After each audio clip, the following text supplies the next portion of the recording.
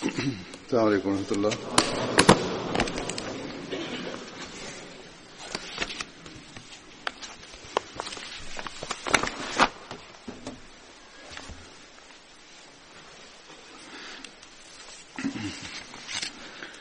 أشهد أن لا إله إلا الله.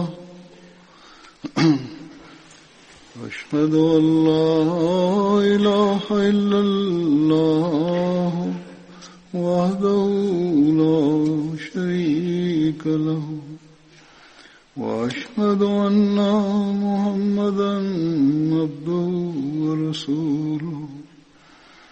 أما بعد فأعوذ بالله من الشيطان الرجيم.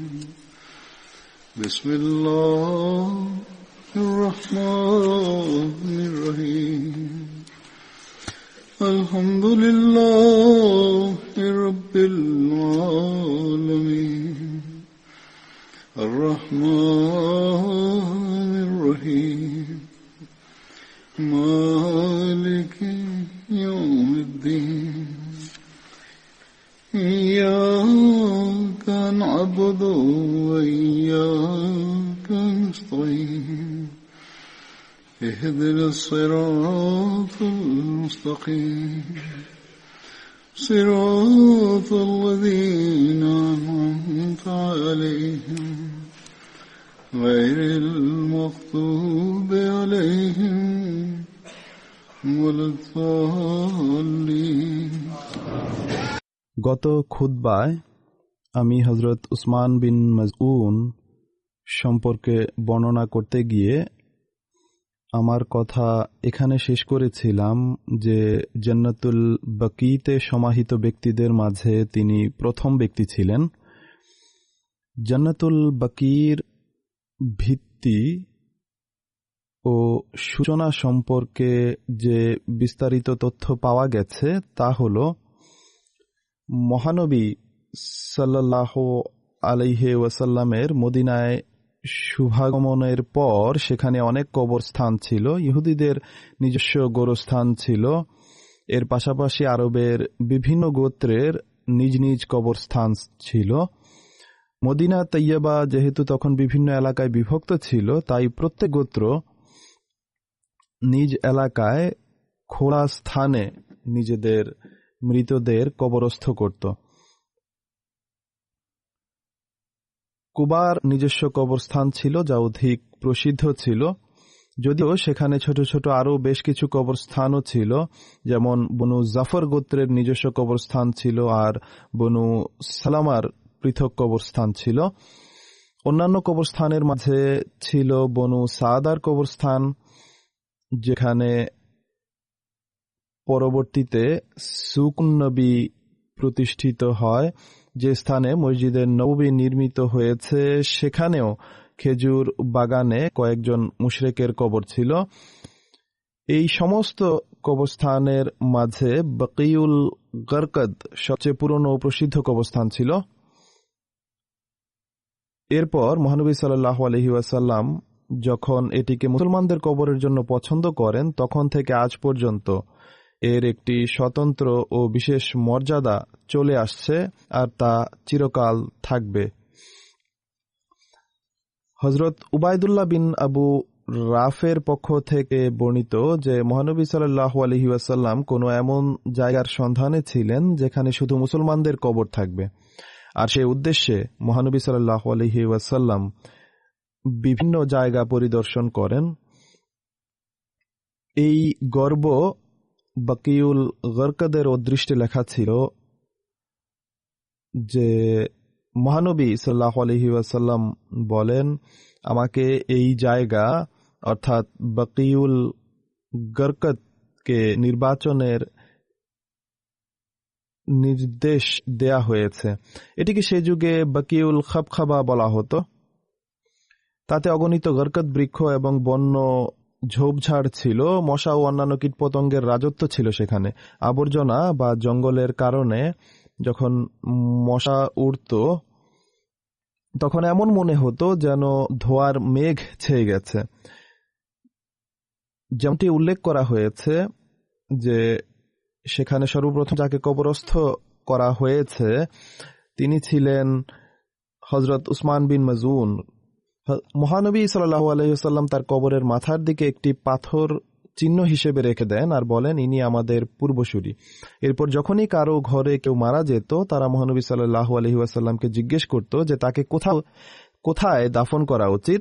তিনি বলতেন, আমাদের পূর্বসূরি উসমান বিন মাজউনের পাশে। আরবি ভাষায় এমন স্থানকে বাকি বলা হয় যেখানে অজস্র গাছপালা হয়ে থাকে। মদিনা শরীফে এই স্থান বাকিউল গরকত হিসেবে পরিচিতি লাভ করে, কেননা সেখানে অনেক বেশি গরকত বৃক্ষ ছিল। এছাড়া সেখানে অন্যান্য ধরনের বন্য মরু গুল্মলতাও ছিল অনেক বেশি। এটিকে জান্নাতুল বাকিও বলা হয়। আরবি ভাষায় জান্নাতের একটি অর্থ হল বাগান বা ফিরদৌস। সে কারণে বেশিরভাগ অনারব পর্যটকদের মাঝে তা জান্নাতুল বাকি হিসেবে পরিচিত। আব্দুল হামিদ কাদরি সাহেব এই বিস্তারিত বিবরণ দিয়েছেন। তিনি বলেন, আমাদের এই কথা ভুলে যাওয়া উচিত নয় যে আরবরা সচরাচর নিজেদের মাকবেরা ও কবরস্থানকে জান্নাতি বলেই ডাকে। এর একটি নাম হল মাকাবিরুল বাকি, যা মরুবাসীদের মাঝে বেশি পরিচিত। হযরত সালেম বিন আবদুল্লাহ তার পিতার পক্ষ থেকে বর্ণনা করেন যে যখন কেউ মারা যেত তখন মহানবী সাল্লাল্লাহু আলাইহি ওয়াসাল্লাম বলতেন, একে আমাদের প্রয়াত লোকদের মাঝে পাঠিয়ে দাও। উসমান বিন মাজউন আমার উম্মতের কতই না উত্তম পূর্বসূরি ছিলেন। হযরত ইবনে আব্বাসের পক্ষ থেকে বর্ণিত যে যখন হযরত উসমানের মৃত্যু হয় তখন মহানবী সাল্লাল্লাহু আলাইহি ওয়াসাল্লাম তার মরদেহের কাছে আসেন। তিনি 3 বার তার লাশের প্রতি ঝুঁকেন এবং মাথা উঠান আর উচ্চস্বরে বলেন, হে আবু সাহেব, খোদা তোমার প্রতি মার্জনা করুন, তুমি পৃথিবী থেকে এমন অবস্থায় প্রস্থান করেছ যে ইহজগতের কোনো কিছুর মাধ্যমে কলুষিত হওনি। হযরত আয়েশা রাদিয়াল্লাহু তাআলা আনহা বর্ণনা করেন যে মহানবী সাল্লাল্লাহু আলাইহি ওয়াসাল্লাম হযরত উসমান বিন মাজউনের লাশকে চুমু খান, তখন তিনি কাঁদছিলেন। মহানবী সাল্লাল্লাহু আলাইহি ওয়াসাল্লাম কাঁদছিলেন, তার উভয় চোখ থেকে অশ্রুধারা বহমান ছিল। হযরত আয়েশা বর্ণনা করেন, হযরত উসমানের মৃত্যুর পর মহানবী সাল্লাল্লাহু আলাইহি ওয়াসাল্লাম তাকে চুমু খান। তিনি বলেন, আমি দেখেছি মহানবী সাল্লাল্লাহু আলাইহি ওয়াসাল্লামের অশ্রুধারা হযরত উসমানের গালের উপর পড়ছিল, অর্থাৎ চোখের পানি এত বেশি ছিল যে তা গড়িয়ে হযরত উসমানের মুখে পড়তে থাকে। মহানবী সাল্লাল্লাহু আলাইহি ওয়াসাল্লামের পুত্র ইব্রাহিম যখন ইহধাম ত্যাগ করেন তখন মহানবী সাল্লাল্লাহু আলাইহি ওয়াসাল্লাম বলেন, আলহিক বিসসালাফিস সালেহ উসমান ইবনে মাজউন, অর্থাৎ পুণ্যবান পূর্বসূরি উসমান বিন মাজউনের সাথে গিয়ে মিলিত হও।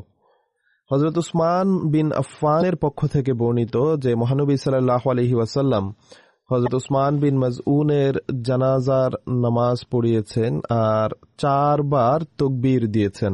কেউ কেউ অনেক সময় বলে যে 3-এর অধিক তাকবীর দেয়া যায় না, অথচ 4 তাকবীরেরও প্রমাণ আছে।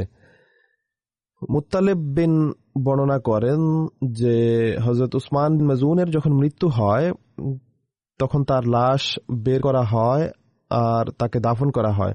তখন মহানবী সাল্লাল্লাহু আলাইহি ওয়াসাল্লাম এক ব্যক্তিকে একটি পাথর আনার নির্দেশ দেন। তিনি পাথর উঠাতে পারেননি, অর্থাৎ খুব ভারী পাথর ছিল। তখন মহানবী সাল্লাল্লাহু আলাইহি ওয়াসাল্লাম দণ্ডায়মান হন বা নিজে তার কাছে যান। তিনি তার উভয় হাত বা উভয় বাহুর কাপড় অর্থাৎ কামিজের আস্তিন উপরে উঠান।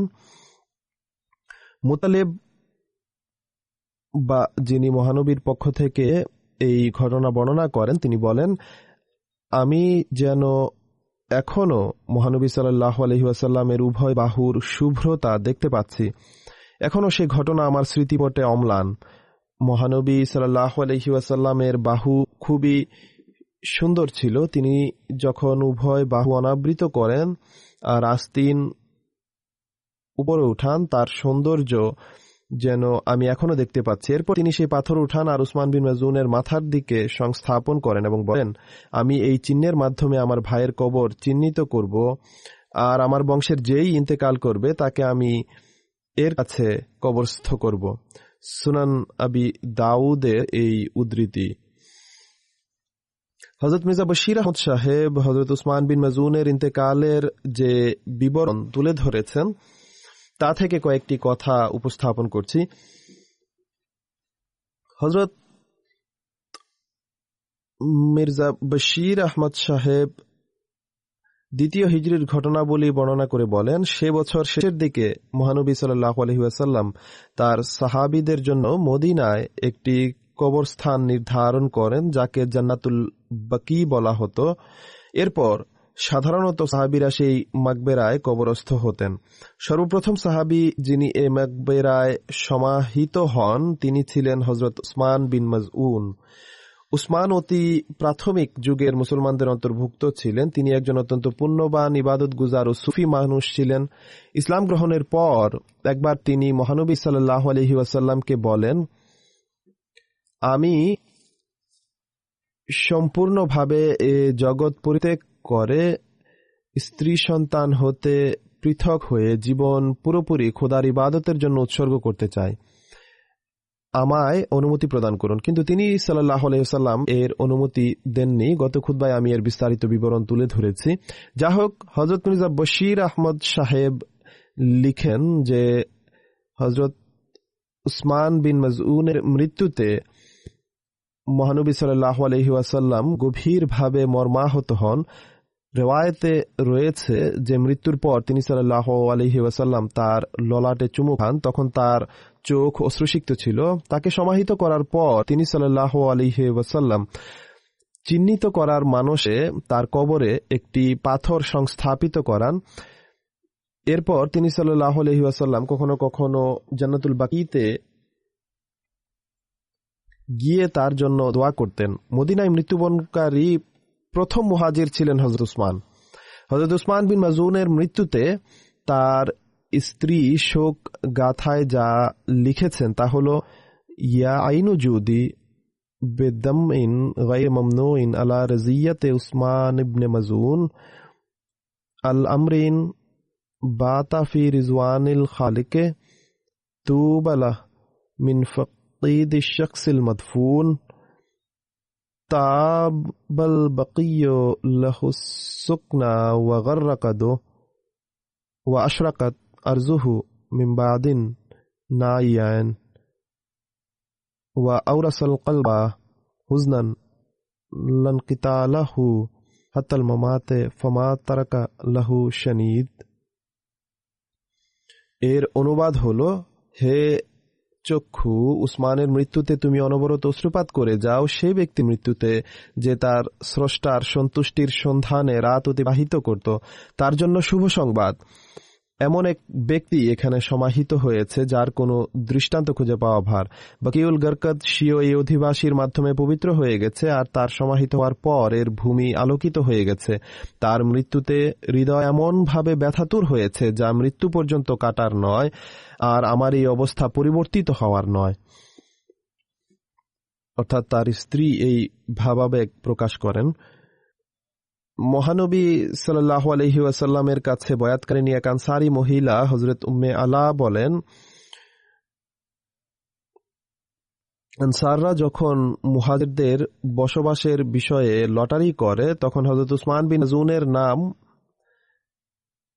আমাদের ভাগে আসে, অর্থাৎ আমাদের ঘর তাকে রাখার জন্য নির্ধারিত হয়। হযরত উম্মে আলা বলতেন, হযরত উসমান বিন মাজউন আমাদের ঘরে অবস্থান করেন। তিনি অসুস্থ হলে আমরা তার সেবা শুশ্রূষা করি, আর তিনি মারা গেলে আমরা তাকে তার পরিহিত কাপড়েই কবরস্থ করি। মহানবী সাল্লাল্লাহু আলাইহি ওয়াসাল্লাম আমাদের কাছে আসেন। হযরত উম্মে আলা বলেন, আমি বলি, তোমার প্রতি খোদার রহমত বর্ষিত হোক হে আবু সাহেব। এটি হযরত উসমান বিন মাজউনের ডাকনাম ছিল। তিনি মহানবী সাল্লাল্লাহু আলাইহি ওয়াসাল্লামের সামনে এই শব্দ উচ্চারণ করেন যে, আবু সাহেব, তোমার প্রতি খোদার কৃপা হোক। তোমার সম্পর্কে আমার সাক্ষ্য এটি যে আল্লাহ অবশ্যই তোমাকে সম্মান দিয়েছেন। মহানবী সাল্লাল্লাহু আলাইহি ওয়াসাল্লামের সামনে তিনি এই সাক্ষ্য দেন। উম্মে আলা বলেন যে মহানবী সাল্লাল্লাহু আলাইহি ওয়াসাল্লাম তার কাছে এই কথা শুনে জিজ্ঞেস করেন,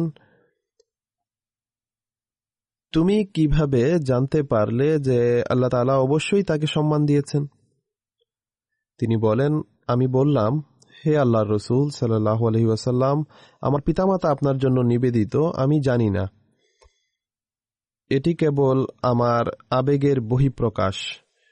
তখন মহানবী সাল্লাল্লাহু আলাইহি ওয়াসাল্লাম বলেন, উসমানের যতটুকু সম্পর্ক আছে তিনি এখন প্রয়াত, আর আমি তার জন্য মঙ্গলেরই আশা রাখি, এই আশা রাখি যে আল্লাহ তাআলা অবশ্যই তাকে সম্মানিত করবেন। কিন্তু তিনি একথাও বলেন যে খোদার কসম, আমিও জানি না যে উসমানের সাথে কি করা হবে। দোয়া অবশ্যই আছে, কিন্তু এটি আমি বলতে পারি না যে অবশ্যই সম্মান দিয়েছেন, অথচ আমি খোদার রসুল। এই কথা শুনে হযরত উম্মে আলা বলেন, খোদার কসম, এরপর আর কাউকে আমি এভাবে পবিত্র আখ্যায়িত করব না, অর্থাৎ এ ধরনের শব্দের পুনরাবৃত্তি করব না যে তুমি অবশ্যই ক্ষমাপ্রাপ্ত হয়েছ। এ কথা আমাকে দুঃখ ভারাক্রান্ত করে। তিনি বলেন, আমি তখন ঘুমিয়ে পড়ি। এক বিশেষ সম্পর্ক ছিল আর আবেগও ছিল। যা হোক, তিনি বলেন, রাতে যখন আমি ঘুমাই, স্বপ্নে হযরত উসমানের একটি ঝর্ণা আমাকে দেখানো হয়েছে যা প্রবহমান ছিল। প্রবহমান একটি প্রস্রবণ ছিল, আর দেখানো হয়েছে যে এটি হযরত উসমানের। তিনি বলেন, এই স্বপ্ন দেখার পর আমি মহানবী সাল্লাল্লাহু আলাইহি ওয়াসাল্লামের কাছে আসি এবং তাকে বলি যে আমি এইভাবে স্বপ্ন দেখেছি। তিনি সাল্লাল্লাহু আলাইহি ওয়াসাল্লাম বলেন, প্রবহমান এই প্রস্রবণ বা ঝর্ণা হলো তার কর্ম বা আমল। আল্লাহ তাআলা তোমাকে দেখিয়েছেন যে তিনি এখন জান্নাতে, আর বহমান এই ঝর্ণা হলো তার কর্ম বা আমল। অতএব এটিও মহানবী সাল্লাল্লাহু আলাইহি ওয়াসাল্লামের তরবিয়তের একটি রীতি ছিল, অর্থাৎ এত নিশ্চিতভাবে খোদার ক্ষমা সম্পর্কে সাক্ষ্য দিতে যেও না। হ্যাঁ, স্বপ্নে যখন হযরত উসমান বিন মাজুনের উন্নত কর্ম একটি ঝর্ণারূপে হযরত উম্মে আলাকে দেখানো হয়, তখন মহানবী সাল্লাল্লাহু আলাইহি ওয়াসাল্লাম এর সত্যায়ন করেন। নতুবা মহানবী সাল্লাল্লাহু আলাইহি ওয়াসাল্লাম জানতেন যে এসব বদরি সাহাবীদের প্রতি খোদা তাআলা সন্তুষ্ট, আর স্বয়ং মহানবী সাল্লাল্লাহু আলাইহি ওয়াসাল্লামের দোয়া এবং তার সম্পর্কে মহানবী সাল্লাল্লাহু আলাইহি ওয়াসাল্লাম যে ভাবাবেগ প্রকাশ করেছেন তা থেকে স্পষ্ট হয় যে তার সম্পর্কে তার সাল্লাল্লাহু আলাইহি ওয়াসাল্লামের বিশ্বাস ছিল যে আল্লাহ তাআলা অবশ্যই দোয়া শুনবেন আর তিনি আল্লাহ তাআলার নৈকট্য অর্জনকারী হবেন। কিন্তু তবুও তিনি বলেন যে আমরা কারো সম্পর্কে সাক্ষ্য দিতে পারি না। মুসনাদ আহমদ বিন হাম্বলে এই বিষয়টি এভাবে বর্ণিত হয়েছে যে খারজা বিন যায়েদ তার মায়ের পক্ষ থেকে বর্ণনা করেন, হযরত উসমান বিন মাজুনের যখন মৃত্যু হয় তখন খারজা বিন যায়েদের মা বলেন, আবু সাহেব, তুমি পবিত্র, তোমার ভালো দিন খুবই ভালো ছিল। মহানবী সাল্লাল্লাহু আলাইহি ওয়াসাল্লাম এই কথা শুনতে পান এবং বলেন, কে? তিনি বলেন, আমি। মহানবী সাল্লাল্লাহু আলাইহি ওয়াসাল্লাম বলেন, তোমাকে এ কথা কিসে অবহিত করেছে? আমি নিবেদন করলাম, হে আল্লাহর রাসূল সাল্লাল্লাহু আলাইহি ওয়াসাল্লাম, উসমান বিন মাজুনের আমল বা ইবাদত এমন ছিল যা থেকে প্রতিভাত হয় যে খোদা তাআলা তার প্রতি মাগফিরাত করেছেন ও ক্ষমা করে দিয়েছেন। মহানবী সাল্লাল্লাহু আলাইহি ওয়াসাল্লাম বলেন, আমরা উসমান বিন মাজুনের মাঝে পুণ্য ছাড়া আর কিছুই দেখিনি। নিশ্চয় উসমান বিন মাজুন এমন মানুষ ছিলেন যার মাঝে নেকি ছাড়া আর কিছুই আমি দেখিনি। কিন্তু একই সাথে তিনি সাল্লাল্লাহু আলাইহি ওয়াসাল্লাম বলেন, স্মরণ রেখো আমি আল্লাহর রাসূল, কিন্তু তা সত্ত্বেও খোদার কসম আমিও জানি না যে আমার সাথে কি করা হবে। খোদা তাআলার কাছে মহানবী সাল্লাল্লাহু আলাইহি ওয়াসাল্লামের চেয়ে বেশি প্রিয় আর কেউ নেই। তিনি খোদার প্রেমিক বা বন্ধু। কিন্তু খোদা তাআলার ভ্রুক্ষেপহীনতা আর তার ভয় ও ভীতির চিত্র দেখুন যে নিজের সম্পর্কে তিনি সাল্লাল্লাহু আলাইহি ওয়াসাল্লাম বলেন, আমি জানি না আমার সাথে কি ব্যবহার করা হবে। অতএব আমাদের জন্য কতটা ভয়ের ব্যাপার আর কতটা আমাদের পুণ্যকর্ম ও খোদার ইবাদতে মনোযোগ নিবদ্ধ করার বিষয়ে সচেতন থাকা উচিত। আর তা সত্ত্বেও অহংকার নয়, বরং বিনয়ে ক্রমাগত ভাবে উন্নতি করা উচিত, আর সর্বদা খোদার কৃপা ও অনুগ্রহের ভিক্ষা যাচনা করতে থাকা উচিত। যেন তিনি স্বীয় করুণা ও কৃপা গুণে আমাদের ক্ষমা করে দেন। মুসনাদ আহমদ বিন হাম্বলের অপর একটি রওয়ায়েতে এটিও উল্লেখিত আছে যে হযরত উম্মে আলা বলেন, হযরত উসমান বিন মাজউন আমাদের ঘরে অসুস্থ হয়ে পড়েন, আমরা তার সেবা শুশ্রূষা করি। তিনি যখন ইন্তেকাল করেন তখন আমরা তাকে তার পরিহিত কাপড়ে আবৃত করে দেই। মহানবী সাল্লাল্লাহু আলাইহি ওয়াসাল্লাম আমাদের ঘরে আসেন। আমি বলি, হে আবু সাহেব, আপনার প্রতি আল্লাহর কৃপা বর্ষিত হোক। আপনার সম্পর্কে আমার সাক্ষ্য হলো আল্লাহ আপনাকে সম্মানিত করেছেন, অনেক সম্মান দিয়েছেন। মহানবী সাল্লাল্লাহু আলাইহি ওয়াসাল্লাম বলেন, তোমাকে কে বলেছে আল্লাহ তাআলা তাকে সম্মানিত করেছেন? তিনি বলেন, আমার পিতামাতা আপনার জন্য নিবেদিত, আমি জানি না। মহানবী সাল্লাল্লাহু আলাইহি ওয়াসাল্লাম বলেন, তার যতটুকু সম্পর্ক আছে তার প্রভুর পক্ষ থেকে তার চিরসত্য ডাক অর্থাৎ মৃত্যু এসে গেছে, আর আমি তার মঙ্গলেরই আশা রাখি, অর্থাৎ তার সাথে আল্লাহ তাআলার ব্যবহার শুভ হবে। কিন্তু খোদার কসম, আমি আল্লাহর রাসূল, কিন্তু আমিও জানি না আমার সাথে কি ব্যবহার করা হবে। তিনি বলেন, আমি বললাম, আমি এরপর আর কখনো কাউকে পবিত্র আখ্যা দেব না।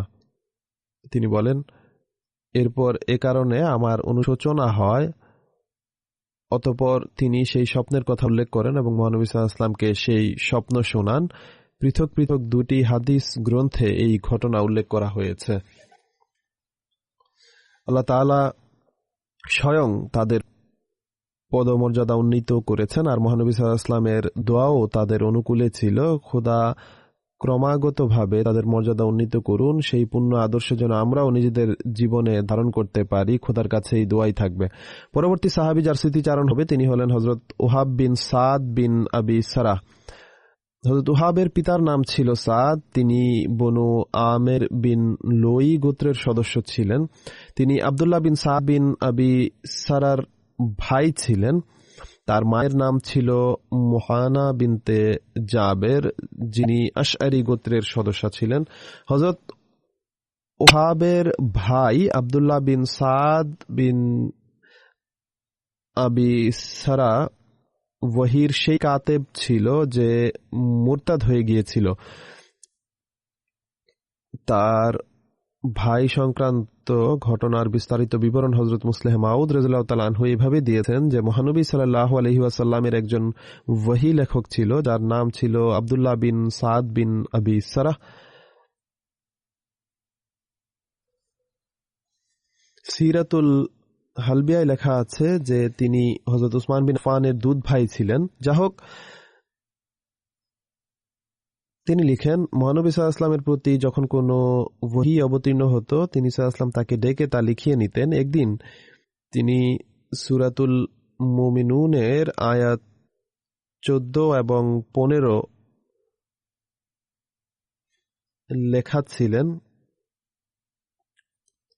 তিনি যখন সুম্মা আনশানাহু খালকান আখার পর্যন্ত পৌঁছেন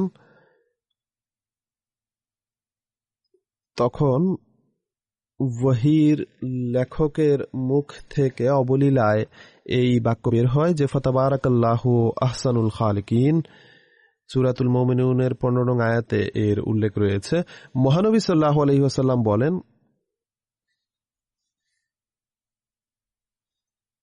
যে এটি ওহী, এটিকে লিখে নাও। সেই দুর্ভাগা ভাবল না যে পিছনের আয়াতগুলোর ধারাবাহিকতায় স্বাভাবিকভাবেই এই আয়াতাংশ আসা উচিত, বরং সে মনে করল যেভাবে আমার মুখ থেকে এই আয়াত বেরিয়েছে আর মহানবী সাল্লাল্লাহু আলাইহি ওয়াসাল্লাম এটিকে ওহী আখ্যা দিয়েছেন, ঠিক সেভাবেই নাউজুবিল্লাহ পুরো কুরআন তিনি নিজেই বানাচ্ছেন। ফলাফলস্বরূপ সে মুরতাদ হয়ে মক্কা চলে যায়। মক্কা বিজয়ের সময় যাদেরকে মহানবী সাল্লাল্লাহু আলাইহি ওয়াসাল্লাম হত্যা করার নির্দেশ দিয়েছিলেন তাদের মাঝে একজন আব্দুল্লাহ বিন সাদ বিন আবি সারাও ছিল, কিন্তু হযরত উসমান রাদিয়াল্লাহু তাআলা আনহু তাকে আশ্রয় দান করেন। সেই আশ্রয়ের বিস্তারিত বিবরণ হল, মক্কা বিজয়ের সময় যখন আব্দুল্লাহ বিন সাদ বিন আবি সারা জানতে পারে যে মহানবী সাল্লাল্লাহু আলাইহি ওয়াসাল্লাম তাকে হত্যা করার নির্দেশ দিয়েছেন, তখন সে তার দুধ ভাই হযরত উসমান বিন আফফানের কাছে আশ্রয়ের জন্য যায় এবং তাকে বলে, হে ভাই, মহানবী সাল্লাল্লাহু আলাইহি ওয়াসাল্লাম আমার শিরচ্ছেদ করার পূর্বে আমাকে তার পক্ষ থেকে নিরাপত্তার নিশ্চয়তা নিয়ে দাও। সিরাতুল হালবিয়া এটি লেখা আছে। যা হোক, হযরত মুসলিম মাউদ রাদিয়াল্লাহু আনহু লিখেন যে সে তার ঘরে 3-4 দিন আত্মগোপন করে থাকে। একদিন মহানবী সাল্লাল্লাহু আলাইহি ওয়াসাল্লাম যখন মক্কাবাসীদের বয়াত নিয়েছিলেন, তখন হযরত উসমান রাদিয়াল্লাহু তাআলা আনহু আব্দুল্লাহ বিন আবি সারাহকে তার কাছে নিয়ে যান এবং তার বয়াত নেয়ার আবেদন করেন। মহানবী সাল্লাল্লাহু আলাইহি ওয়াসাল্লাম প্রথমে কিছুক্ষণ দ্বিধান্বিত ছিলেন, কিন্তু এরপর তিনি তার বয়াত গ্রহণ করেন, আর এভাবে সে পুনরায় ইসলাম গ্রহণ করে। তার আরও অনেক বিষয় ছিল যার কারণে এই আদেশ দেয়া হয়েছিল। বিশৃঙ্খলা এবং নৈরাজ্য ছড়ানোর অপরাধও ছিল। শুধু এটিই কারণ ছিল না যে সে মুরতাদ হয়ে গেছে, তাই মৃত্যুদণ্ড দিয়েছেন। আসিম বিন উমর বর্ণনা করেন, হযরত ওয়াহাব যখন মক্কা থেকে মদিনায় হিজরত করেন, তখন তিনি হযরত কুলসুম বিন হিদামের ঘরে অবস্থান করেন। রাসূলুল্লাহ সাল্লাল্লাহু আলাইহি ওয়াসাল্লাম হযরত ওয়াহাব এবং হযরত সুয়াইদ বিন আমর এর মাঝে ভ্রাতৃত্ব বন্ধন স্থাপন করেন।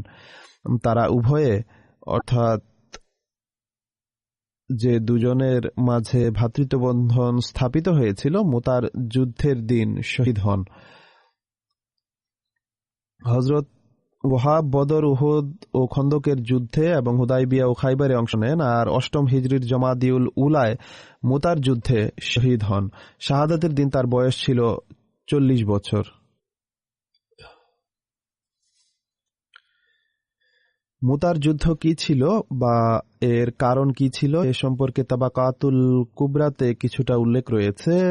এই যুদ্ধ 8ম হিজরিতে জমাদিউল উলা মাসে সংঘটিত হয়। মহানবী সাল্লাল্লাহু আলাইহি ওয়াসাল্লাম হযরত হারিস বিন উমায়েরকে দূত হিসেবে বসরার অধিপতির কাছে একটি পত্রসহ প্রেরণ করেন। তিনি যখন মুতা নামক স্থানে অবতরণ করেন, তখন তাকে শারাবিল বিন উমর গাসসানি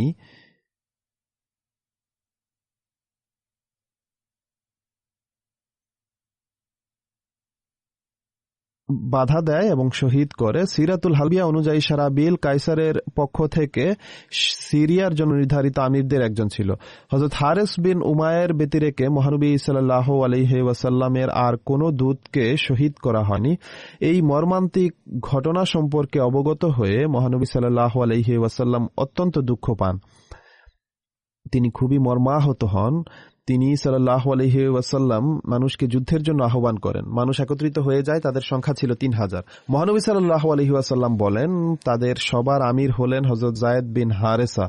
এরপর একটি সাদা পতাকা প্রস্তুত করে হযরত যায়েদকে দেওয়ার সময় তিনি সাল্লাল্লাহু আলাইহি ওয়াসাল্লাম এই নসিহত করেন যে হযরত হারিস বিন উমায়েরকে যেখানে শহীদ করা হয়েছে সেখানে পৌঁছে মানুষকে ইসলামের তাবলীগ করুন। যদি তারা গ্রহণ করে নেয় তাহলে ঠিক আছে, নতুবা তাদের বিরুদ্ধে আল্লাহর কাছে সাহায্য প্রার্থনা করুন এবং তাদের সাথে যুদ্ধ করুন। হযরত ওয়াহাবও এই যুদ্ধে অংশগ্রহণ করেছিলেন। এই যুদ্ধের আরো কিছুটা বিস্তারিত বর্ণনা করছি।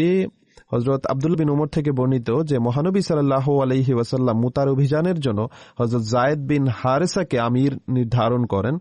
এরপর মহানবী সাল্লাল্লাহু আলাইহি ওয়াসাল্লাম বলেন, যদি যায়েদ শহীদ হন তাহলে জাফর আমির হবেন, আর যদি জাফরও শহীদ হন তাহলে আব্দুল্লাহ বিন রাওয়াহা তোমাদের আমির হবেন।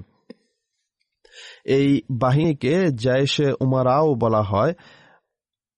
এর বর্ণনায় হযরত মুসলিম মাউদ রাদিয়াল্লাহু তাআলা আনহু এতটাই লিখেছেন যে একটি বর্ণনায় এটিও রয়েছে যে তখন সেখানে কাছেই এক ইহুদিও বসেছিল। মহানবী সাল্লাল্লাহু আলাইহি ওয়াসাল্লামের এই কথা শুনে সে হযরত যায়েদের কাছে আসে এবং বলে যে মুহাম্মদ সাল্লাল্লাহু আলাইহি ওয়াসাল্লাম যদি সত্য হয়ে থাকেন তাহলে তোমাদের 3 জনের মধ্য থেকে কেউই জীবিত ফিরে আসবে না। তখন হযরত যায়েদ বলেন, আমি জীবিত ফিরে আসি বা না আসি, কিন্তু এই কথা নিশ্চিত সত্য যে হযরত মুহাম্মদ রাসূলুল্লাহ সাল্লাল্লাহু আলাইহি ওয়াসাল্লাম আল্লাহ তাআলার সত্য রাসূল এবং নবী। মহানবী সাল্লাল্লাহু আলাইহি ওয়াসাল্লাম আল্লাহ তাআলার কাছ থেকে এই যুদ্ধের অবস্থা অর্থাৎ শহীদদের বিষয়ে অবগত হন। এ সম্পর্কে একটি বর্ণনা রয়েছে যে হযরত আনাস বিন মালিক বর্ণনা করেন, মহানবী সাল্লাল্লাহু আলাইহি ওয়াসাল্লাম বলেন, যায়েদ ঝান্ডা বা পতাকা হাতে নেন এবং শহীদ হন। এরপর জাফর তা ধরেন এবং তিনিও শহীদ হন। এরপর আব্দুল্লাহ বিন রাওয়াহা ঝান্ডা হাতে নেন এবং তিনিও শহীদ হয়ে যান। এই সংবাদ দিতে গিয়ে মহানবী সাল্লাল্লাহু আলাইহি ওয়াসাল্লামের চোখ থেকে অশ্রু প্রবাহিত হচ্ছিল। এরপর তিনি বলেন, অতঃপর খালিদ বিন ওয়ালিদ সর্দার না হওয়া সত্ত্বেও ঝান্ডা হাতে নেন এবং তিনি বিজয় লাভ করেন। আল্লাহ তাআলা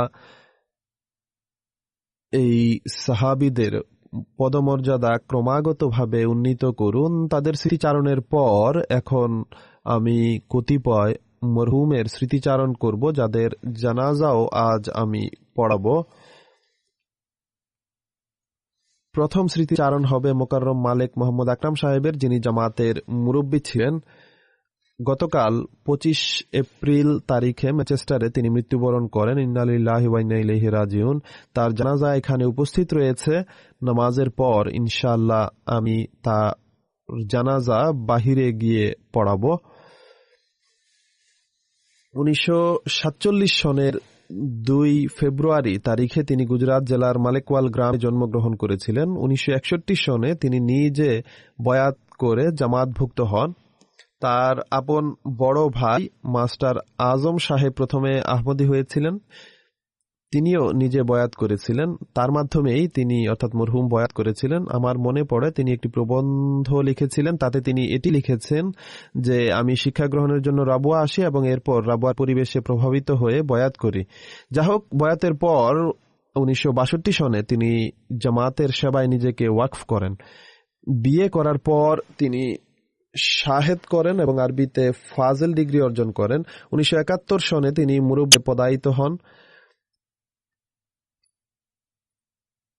1970 সনে হযরত খলিফাতুল মসিহ সালেস রাহিমাহুল্লাহ মৌলভী আব্দুল বাশারত আব্দুল গফুর সাহেবের কন্যা আমাতুল করিম সাহেবার সাথে তার বিয়ে পড়ান। তিনি পাকিস্তানের বিভিন্ন অঞ্চলে এবং বহির্বিশ্বের বিভিন্ন দেশেও সেবা করার সুযোগ লাভ করেছেন। যুক্তরাজ্যে অক্সফোর্ড, ম্যানচেস্টার, গ্লাসগো এবং কার্ডিফ জামাতে 30 বছর পর্যন্ত সেবা করার সুযোগ পেয়েছেন।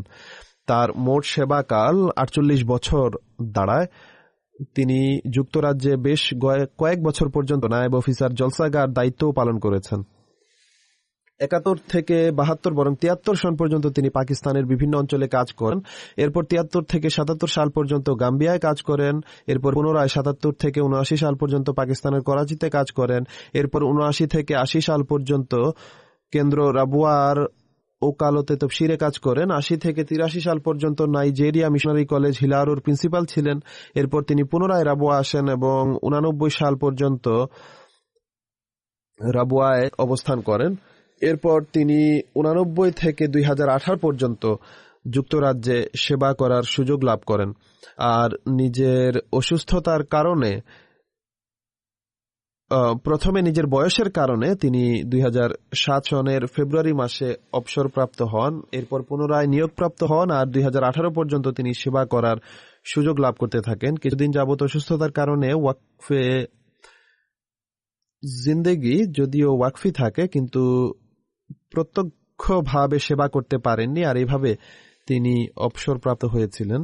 কিন্তু একথাই বলতে হয় যে এভাবে তিনি মাত্র কয়েক মাসই রীতিমতো কাজ বা সেবা করা ছাড়া অতিবাহিত করেছেন, আর একদিক থেকে সেবা করতে করতেই তিনি মৃত্যুবরণ করেছেন।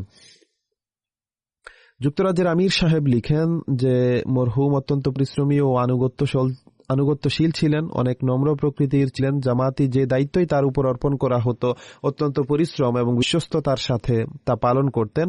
তার রিপোর্ট করার অভ্যাস ছিল, সাথে সাথে কাজের রিপোর্ট করতেন। ম্যানচেস্টারে যখন নিযুক্ত ছিলেন তখন সেখানে দারুল আমান মসজিদ নির্মিত হয়। মালিক সাহেব মসজিদদের জন্য তহবিল একত্র করার ক্ষেত্রে উল্লেখযোগ্য ভূমিকা রেখেছেন। আতাউল মুজিব রাশেদ সাহেব বলেন, আকরাম সাহেব উন্নত চরিত্র এবং গুণাবলীর অধিকারী ছিলেন, অত্যন্ত পুণ্যবান, বিশ্বস্ত, খুবই নিষ্ঠাবান এবং নিবেদিত আহমদী ছিলেন, অত্যন্ত কর্মঠ, মুবাল্লেগ, দায়িত্বশীলতার সাথে কাজ সম্পাদনকারী, খিলাফতের আনুগত্যে উন্নত মর্যাদা সম্পন্ন ধর্মসেবক ছিলেন। মজিদ শিয়ালকুটি সাহেব লিখেন, অগণিত গুণের অধিকারী ছিলেন। সবচেয়ে উল্লেখযোগ্য হল তিনি খিলাফতের বিশ্বস্ত সেবক ছিলেন, খুবই বিশ্বস্ত সেবক ছিলেন খিলাফতের। তিনি তবলিগের অত্যন্ত শখ রাখতেন। শিয়ালকুটি সাহেব বলেন যে যখন ছাত্র ছিলেন তখনও আমাদের ছাত্রাবস্থায় একবার আমাদের গ্রামে আসেন, তখন সেখানেও তাকে তবলিগ করতে বলা হলে তিনি তবলিগ করা আরম্ভ করেন। খুদ্দামুল আহমদী এবং আনসারুল্লাহর অধীনে সেবা করার জন্য নিজের ছুটি এবং অবসর সময়কে উৎসর্গ করে রেখেছিলেন।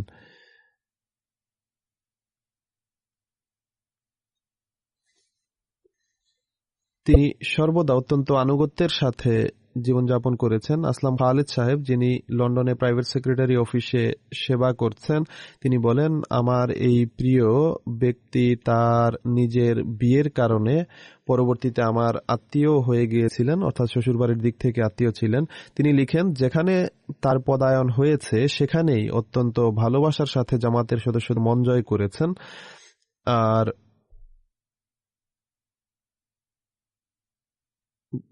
যেখানে যেখানে তিনি সেবা করেছেন, বিশেষত ম্যানচেস্টার জামাতের সদস্যদেরকে অসুস্থতার সময়ও অত্যন্ত ভালোবাসার সাথে স্মরণ করতেন। জামাতের শিশু এবং যুবকদের সাথে অত্যন্ত স্নেহপূর্ণ সম্পর্ক ছিল। এর এক উদাহরণ দিতে গিয়ে তিনি বলেন, খালেক সাহেব আমাকে বলেন, সেসব শিশু যারা এখন যৌবনে পদার্পণ করেছে এবং যাদের বিয়ে হয়ে গেছে, তাদের মাঝ থেকে একজন নিজের বিয়ের পর যখন প্রথম সন্তানের জন্ম হয় তখন রাত 2:30 বা 3টার দিকে আমাকে ফোন করে বলে যে, মুরব্বী সাহেব, আমার ঘরে ছেলের জন্ম হয়েছে। আকরাম সাহেব বলেন, প্রথমে আমি মনে মনে বলি, এত রাতে সংবাদ দেওয়ার এটি কেমন সময়, সকালেও বলতে পারত। কিন্তু সেই যুবকের নিজ মিশনারি বা মুবাল্লেগ এবং তরবিয়তকারীর সাথে যে ভালোবাসা ছিল, তার মাধ্যমে সে পরবর্তী বাক্যে আমার মুখ বন্ধ করে দিয়েছে। সেই ছেলে বলে যে, মুরব্বী সাহেব, আমি এই শপথ করেছিলাম যে আল্লাহ তাআলা যখনই আমাকে সন্তান দান করবেন আমি সবার আগে আপনাকে জানাবো, তাই আপনাকে জানানোর পর এখন আমি আমার পিতাকে অবহিত করব। অতএব এ ছিল তার প্রতি মানুষের এবং জামাতের সদস্যদের প্রতি তার আন্তরিকতা এবং ভালোবাসা। আল্লাহ তাআলা ক্রমাগতভাবে তার মর্যাদা উন্নীত করুন, তার মাগফিরাত করুন, তার পরিবার পরিজনকে ধৈর্য এবং মনোবল দান করুন। তার জানাজা হাজির হবে, আমি যেমনটি বলেছি, নামাজের পর বাহিরে গিয়ে আমি তার জানাজা পড়াবো। দ্বিতীয় জানাজা হল জামাতের মুবাল্লেগ চৌধুরী আব্দুল শকুর সাহেবের গায়েবানা জানাজা। তিনি ছিলেন চৌধুরী আব্দুল আজিজ শিয়ালকুটি সাহেবের পুত্র। 12 এপ্রিল তারিখে তিনি ইন্তেকাল করেন। ইন্না লিল্লাহি ওয়া ইন্না ইলাইহি রাজিউন। তিনি 1935 সনের 10 নভেম্বর জন্মগ্রহণ করেছিলেন। জন্মগত আহমদী ছিলেন। তার দাদা 1901 সনে বয়াত করেছিলেন। মোকাররম আব্দুল শকুর সাহেব FA করেন, এরপর শাহেদ করেন, মৌলভী ফাজেল করেন, আর 1956 সনের জুন মাসে জীবন উৎসর্গ করেন। এর পূর্বে তিনি রেলওয়ে বিভাগে টাইপিস্ট বা মুদ্রাক্ষরিক হিসেবে কাজ করছিলেন। 1962 সনে মৌলভী ফাজেল পরীক্ষা পাশ করেন। 1963 সনে জামিয়া আহমদিয়া থেকে শাহেদ পাশ করেন। 1963 সনের জুলাই মাস থেকে ওকালতে মাল সানিতে তার নিযুক্তি হয়। এরপর রাবওয়ার বিভিন্ন দপ্তরে সেবা করতে থাকেন। 64 সনে ইসলামের তবলিগের জন্য তাকে সিয়েরা লিওন প্রেরণ করা হয়। 68 সনের নভেম্বর পর্যন্ত সেখানে সেবা করার সুযোগ লাভ করেন। 70 সনের ডিসেম্বর মাস থেকে 73 সনের ডিসেম্বর মাস পর্যন্ত ঘানায় ছিলেন। 75 থেকে 1978 পর্যন্ত গাম্বিয়ায় অবস্থান করেন। 1980 সনের ফেব্রুয়ারি মাস থেকে 1986 সনের এপ্রিল মাস পর্যন্ত লাইবেরিয়ায় সেবা করার সুযোগ পান। মরহুম এসব দেশে আমির এবং মিশনারি ইনচার্জ হিসেবে সেবা করার সুযোগ পেয়েছেন। 1990 সনে নায়েব উকিলুত তাফসীর হিসেবে তার নিযুক্তি হয়। নায়েব উকিলুল মাল সালে সাবাদি কমিটির সেক্রেটারি, নায়েব উকিলুল মাল সানি হিসেবে তিনি কাজ করেছেন। আর 1995 সনে অবসরের পর 2004 সাল পর্যন্ত পুনর্নিয়োগের মাধ্যমে সেবা করার সুযোগ পেয়েছেন। চোখের কষ্টের কারণে আর কালো ছানি পড়ার কারণে 2004 সনে তিনি অবসর গ্রহণ করেছিলেন। তার পুত্র আমেরিকা নিবাসী ডাক্তার আব্দুস সবুর সাহেব বলেন, আমার পিতা খুবই সরল এবং পরিশ্রমী ছিলেন। আমরা লাইবেরিয়ায় মিশনারি ইনচার্জ হিসেবে তাকে তবলিগি এবং তরবিয়তি কাজে ব্যস্ত থাকতে দেখেছি সবসময় অত্যন্ত পরিশ্রমের সাথে খুতবার প্রস্তুতি নিতেন। কোরআন শরীফ, হাদিস, জামাতের বই পুস্তক এবং বাইবেল ইত্যাদি থেকে উদ্ধৃতি নিয়ে খুবই উন্নত মানের খুতবা দিতেন। খ্রিস্টান এবং মুসলমানদের দলিল প্রমাণের মাধ্যমে তবলিগ করতেন আর খুবই আন্তরিকভাবে কথা বলতেন। তিনি আরো বলেন, আমাদের সব ভাই বোনদের শিক্ষার সমস্ত খরচাদি নিজের সীমিত উপার্জন থেকে পূরণ করেন আর আমাদের সবাইকে উচ্চশিক্ষায় শিক্ষিত করেন। পাকিস্তানে আনসারুল্লাহর কায়েদ উমুমি মাহমুদ তাহের সাহেব বলেন, তিনি নীরব সেবক ছিলেন, কাজের প্রতি দায়িত্বশীল এবং উন্নত পরামর্শদাতা ছিলেন।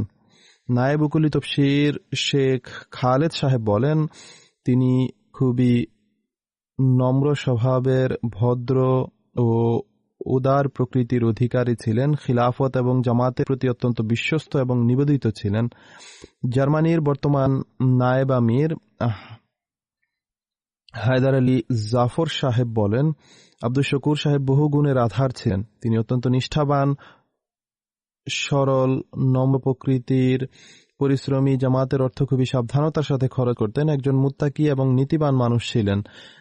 লাইবেরিয়াতে জামাতের বুকশপকে খুবই ভালোভাবে পরিচালনা করেন আর তা থেকে যে আয় হয় সেটি দিয়ে মসজিদ এবং মুরব্বী হাউস নতুনভাবে নির্মাণ করেন। স্বল্প জায়গায় তিনি ছোট একটি কমপ্লেক্স বানিয়ে দেন, যাতে লাইব্রেরিও ছিল, মেহমানখানাও ছিল, পুরুষ এবং মহিলাদের জন্য মসজিদে পৃথক পৃথক অংশ ছিল, মুরব্বী হাউসও ছিল। মসজিদ নির্মাণের সময় শ্রমিকদের সাথে নিজেও কাজ করেছেন। প্রথমত নিজে উপার্জনের পথ সৃষ্টি করে মসজিদ নির্মাণ করেছেন, কমপ্লেক্স বানিয়েছেন, এরপর নিজে শ্রমিকের মতো কাজও করেছেন। হায়দার আলী সাহেব বলেন, 1986 সনে যখন আমি তার কাছ থেকে দায়িত্ব বুঝে নেই, তখন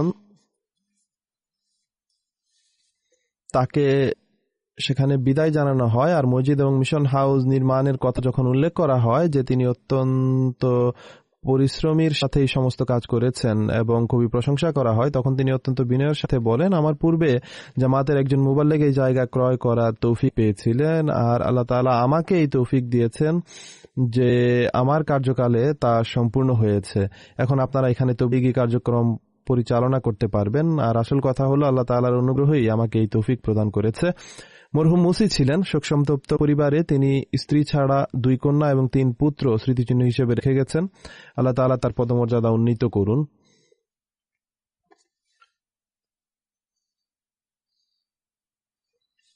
তৃতীয় জানাজা হলো ওয়াকফে জদিদ মুআল্লেম মুকাররম মালিক সালে মোহাম্মদ সাহেবের গায়েবানা জানাজা। তিনি গত 21 এপ্রিল 2019 তারিখে ঐশিতক দিন অনুযায়ী মৃত্যুবরণ করেন। ইন্না লিল্লাহি ওয়া ইন্না ইলাইহি রাজিউন। তার বড় নানা মালিক আল্লাহ বখশ সাহেব হযরত মুসলিম আউদ ইসলামের সাহাবী ছিলেন, যিনি চন্দ্র সূর্য গ্রহণের নিদর্শন দেখে লোধরা থেকে পায়ে হেঁটে কাদিয়ান গিয়ে হযরত মুসলিম আউদ ইসলামের হাতে বয়াত করার সৌভাগ্য অর্জন করেন। তার পিতা মোকাররম গোলাম মোহাম্মদ সাহেব জামাতের প্রাথমিক মুআল্লিমদের একজন ছিলেন, অর্থাৎ তার পিতাও মুআল্লিম ছিলেন। তিনি 1959 সনে জন্মগ্রহণ করেন। 76 সনে তিনি জামে আহমদিয়ায় ভর্তি হওয়ার চেষ্টা করেন, কিন্তু বয়স বেশি হওয়ার কারণে ভর্তি হতে না পেরে কোটরিতে একটি কারখানায় চাকরি করতে আরম্ভ করেন। তার পুত্র লিখেন যে আমার দাদা মুআল্লিম মালিক গোলাম মোহাম্মদ সাহেব তার সাথে কোটরিতে সাক্ষাৎ করতে গেলে সেখানকার পরিবেশ তার কাছে ভালো লাগেনি। তিনি সাথে সাথে তাকে নসিহত করেন যে চাকরি ছেড়ে দাও এবং ওয়াকফে জাদিদের অধীনে মুআল্লিম হয়ে জীবন ওয়াকফ করো। অতএব তিনি চাকরি ছেড়ে চলে আসেন। তখন তার বিয়েও হয়ে গিয়েছিল। চাকরি করার সময় সে যুগে তিনি বেতন হিসেবে 450 রুপি পেতেন, কিন্তু তিনি এসে মুআল্লিম ক্লাসে ভর্তি হয়ে যান এবং এরপর মুআল্লিম হন, যেখানে জামাতের পক্ষ থেকে 135 রুপি মাসিক ভাতা দেয়া হতো। কিন্তু তা সত্ত্বেও তিনি মনে করতেন এটি অনেক বড় সম্মান যে আল্লাহ তাআলা আমাকে সেবা করার সুযোগ দিচ্ছেন। প্রায় 1/4 বা 1/3 আয়ে তিনি এই ওয়াকফ করেছিলেন। পূর্বে জাগতিক আয় উপার্জন করছেন। 1989 সনে নগর পার্কারে তার নিযুক্তি হয় তখন খুবই কঠিন পরিস্থিতি ছিল। তার পুত্র, যিনি নিজে জামাতের মুরব্বী, তিনি লিখেন, আমার মা বলেন, যখন নগর পার্কারের একটি গ্রাম খাবাস এর সেন্টারে তার বদলি হয় তখন সেখানে দীর্ঘকাল থেকে মুআল্লিম হাউস বন্ধ ছিল, ঘর ভেঙে পড়েছিল। তাই আমার পিতা অনেক দূর থেকে দিনের বেলা পানি ও মাটি নিয়ে আসতেন এবং জমা করতেন, আর রাতে উভয় স্বামী স্ত্রী মিলে কাঁচা ইট প্রস্তুত করতেন। ইট প্রস্তুত হয়ে গেলে উভয় মিলে স্বেচ্ছাশ্রমের ভিত্তিতে নিজেরাই বাসস্থানের ব্যবস্থা করে নেন। সেখানে থাকার কোনো জায়গা ছিল না। প্রাথমিক মুআল্লিমরা যারা ছিলেন সিন্ধু প্রদেশেও, তারা অত্যন্ত কুরবানি করে সেখানে দিনাতিপাত করতেন। নিজেরাই অনেক দূর থেকে পানি বহন করে আনেন, মাটি জড়ো করেন, এরপর ইট প্রস্তুত করেন এবং নিজেরাই নিজেদের থাকার ঘর প্রস্তুত করেন। জামাতের কাছে কোনো কিছু দাবি করেননি।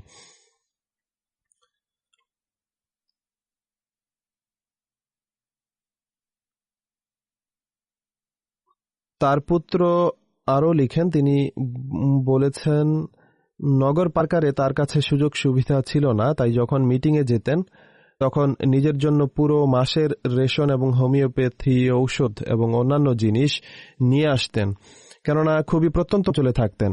একবার এইভাবেই মিটিংয়ে এসেছিলেন এবং যাওয়ার সময় পথ হারিয়ে ফেলেন। সেই অঞ্চল মরুভূমির অঞ্চল, আর বালির উপর পদচিহ্ন দেখে মানুষ পথ চিনে নিত। তিনি সঠিকভাবে পদচিহ্ন চিনতে পারেননি আর পথ হারিয়ে ফেলেন। অত্যবসরে তার পানীয় শেষ হয়ে যায়। সিন্ধু প্রদেশে অনেক গরম হয়ে থাকে। তৃষ্ণা ও ক্লান্তির কারণে পরিশেষে তিনি অজ্ঞান হয়ে পড়ে যান। সেখানে যখন পড়েছিলেন তখন দুই ব্যক্তি উঠে আরোহিত অবস্থায় সেই পথ দিয়ে যায়। তার দেখে যে কোনো ব্যক্তি বালির উপর পড়ে আছে। যখন তারা কাছে আসে তখন দেখে যে ইনি তো ডাক্তার সাহেব। নগর পার্কারে তিনি যেহেতু মানুষকে হোমিওপ্যাথিক ওষুধ দিতেন, তাই ডাক্তার সাহেব নামে প্রসিদ্ধি পেয়েছিলেন। আর এই দুই ব্যক্তি তার রোগী ছিল, তারা তাকে চিনতে পারে, পানি পান করায়, তাকে নিজেদের গ্রামে নিয়ে আসে, সেখানে তিনি রাত অতিবাহিত করেন আর পরের দিন তারা তাকে সেন্টারে ছেড়ে আসে। তিনি আরও লিখেন, নিজ সন্তানদের নামাজের জন্য নসিহত করতেন, একান্ত নিয়মিতভাবে তাহাজ্জুদ আদায়কারী ছিলেন। যেদিন মৃত্যুবরণ করেছেন সেদিনও তাহাজ্জুদ আদায় করেন আর মাকে জাগান। খুবই সচ্চরিত্রের অধিকারী এবং মানুষের প্রতি ভালোবাসা পোষণকারী ছিলেন। কেউ অসদাচরণ করলেও সর্বদা ধৈর্য ধারণ করতেন, কখনো প্রতিউত্তর করতেন না। মানুষের সাথে সম্পর্ক বৃদ্ধির ক্ষেত্রেও অভিজ্ঞ ছিলেন এবং খুবই খ্যাতিমান ছিলেন। মানুষ তার বিশ্বস্ততার কারণে তার কাছে আমানত গচ্ছিত রাখত। তিনি বলেন, কোনো পরিবারে কখনো মনোমালিন্য দেখা দিলে সর্বদা তাদের মাঝে মীমাংসাকারী ছিলেন।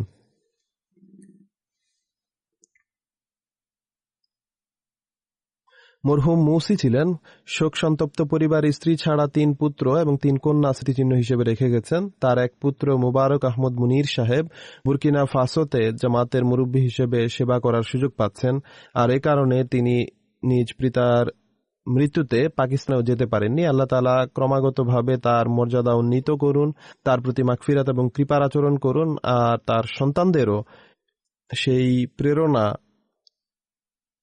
এবং কুরবানিতে উদ্বুদ্ধ হয়ে ধর্মসেবার তৌফিক দান করুন।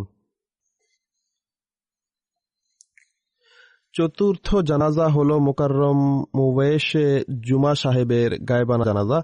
তিনি তানজানিয়ার অধিবাসী ছিলেন। গত 13 মার্চ তারিখে তিনি মৃত্যুবরণ করেন। ইন্না লিল্লাহি ওয়া ইন্না ইলাইহি রাজিউন।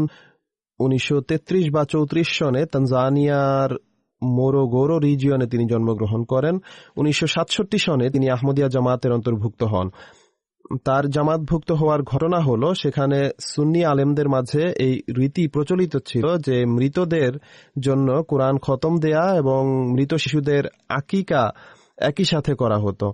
এই বিষয়ে তিনি মতভেদ পোষণ করতেন যে এটি কিসের খতম দেয়া আর মৃত শিশুর জন্য কেমন আকিকা। তিনি বলেন, তাদের কতিপয় সুন্নি আলেম যে শিশু জীবিত আছে তার পরিবর্তে যে শিশু তাড়াতাড়ি মারা গেছে তার আকিকা করার প্রতি জোর দিত, যেন খতম দিয়ে আর আকিকা করে বারবার খাবারের উপলক্ষ সৃষ্টি হয়। তিনি ইসলামী শিক্ষায় এমন কোনো নির্দেশ পাননি যার উপর এসব মৌলভী আমল করছিল। তখন তিনি খুবই দুঃখ পান এবং মুসলমানদের এই অধপতিত অবস্থা দেখে খুবই মর্মাহত থাকতেন। আল্লাহ তাআলার কাছে দোয়া করতেন যে হে আল্লাহ, তুমি হযরত ঈসা আলাইহিস সালামকে অবতীর্ণ করো যেন তিনি এসে ইসলামকে পুনরুজ্জীবিত করেন। মিশনারি ইনচার্জ সাহেব লিখেন যে তার নিজের বক্তব্য অনুযায়ী যখন সেখানকার জামাতের মুবাল্লিগের সাথে তার সাক্ষাৎ হয়, তখন সেখানে জামাতের মুবাল্লিগ ছিলেন জমিলুর রহমান রফিক সাহেব, যিনি বর্তমানে পাকিস্তানে ওকিলুল ইশায়াত। তখন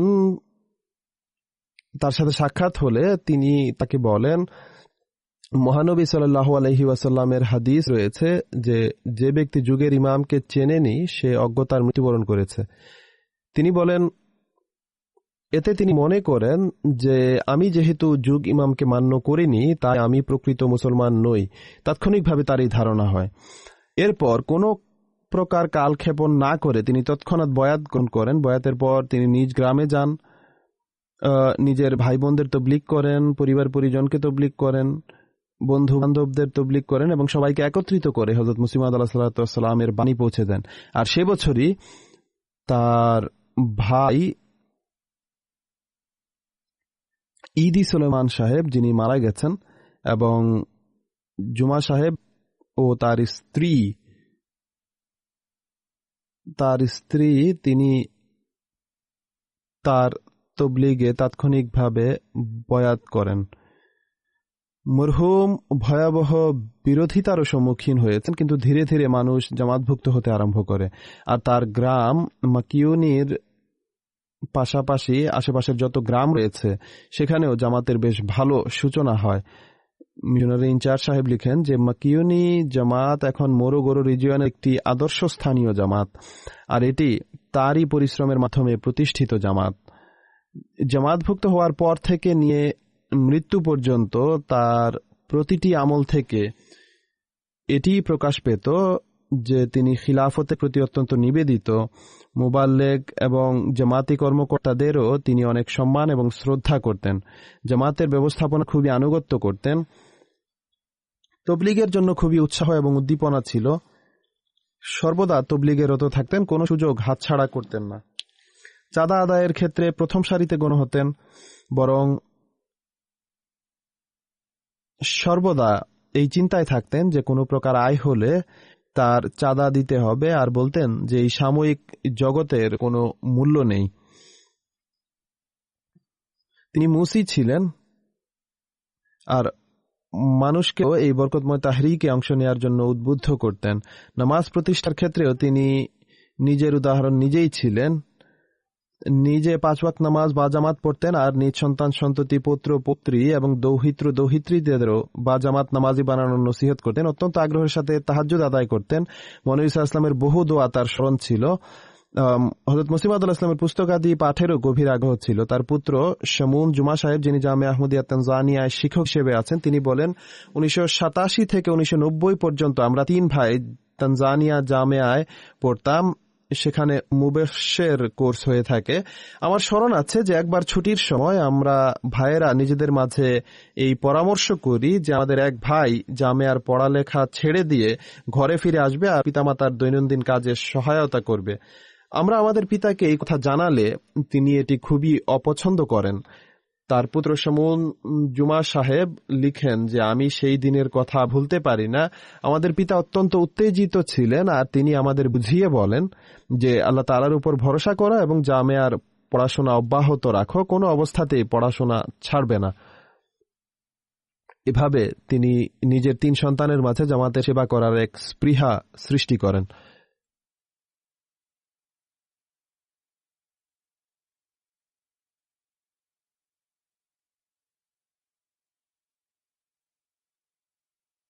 আল্লাহ তাআলা তার সাথে কৃপা এবং মাগফিরাতপূর্ণ আচরণ করুন, তার পদমর্যাদা উন্নীত করুন এবং তার বংশধরদেরও প্রকৃত ধর্মসেবক এবং ইসলামের সেবক বানিয়ে দিন। যেমনটি আমি বলেছি, নামাজের পর আমি তাদের সবার জানাজা পড়াবো। একটি জানাজা হলো হাজের, যা মালিক আকরাম সাহেবের জানাজা। আমি বাহিরে গিয়ে জানাজা পড়াবো আর আপনারা এখানেই মসজিদের ভেতরে থেকে আমার সাথে নামাজে যোগ দিবেন।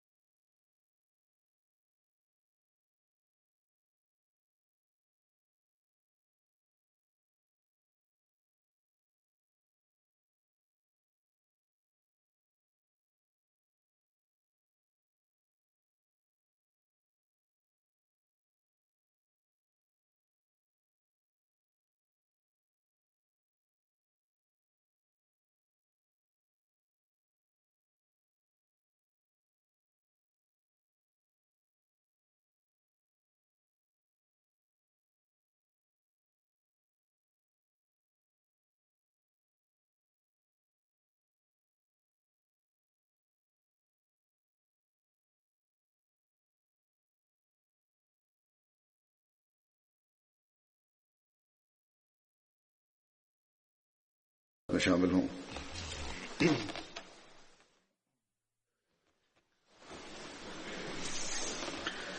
अल्हम्दुलिल्लाह नहमदुहु व नस्तईनुहु व नस्तगफिरुहु व नु'मिनु बिही व नतवक्कलु अलैहि व नऊज़ु बिल्लाहि मिन शुरूरि अनफुसिना व मिन सय्यिआति अअमालिना मन यहदिहिल्लाहु फला मुदिल्ल लहु व मन युद्लिल फला हादिय लहु व नशहदु अन ला इलाहा इल्लल्लाह व नशहदु अन्ना मुहम्मदन अब्दुहु व रसूलुहु इबादल्लाहि रहिमकुमुल्लाह इन्न अल्लाह यअमुरु बिल अदलि वल इहसानि व ईताइ ज़िल क़ुर्बा व यन्हा अनिल फ़हशाइ वल मुनकरि वल बग़य यइज़ुकुम लअल्लकुम तज़क्करून उज़्कुरुल्लाह यज़्कुरुकुम वदऊहु यस्तजिब लकुम वलज़िक्रुल्लाहि अकबर।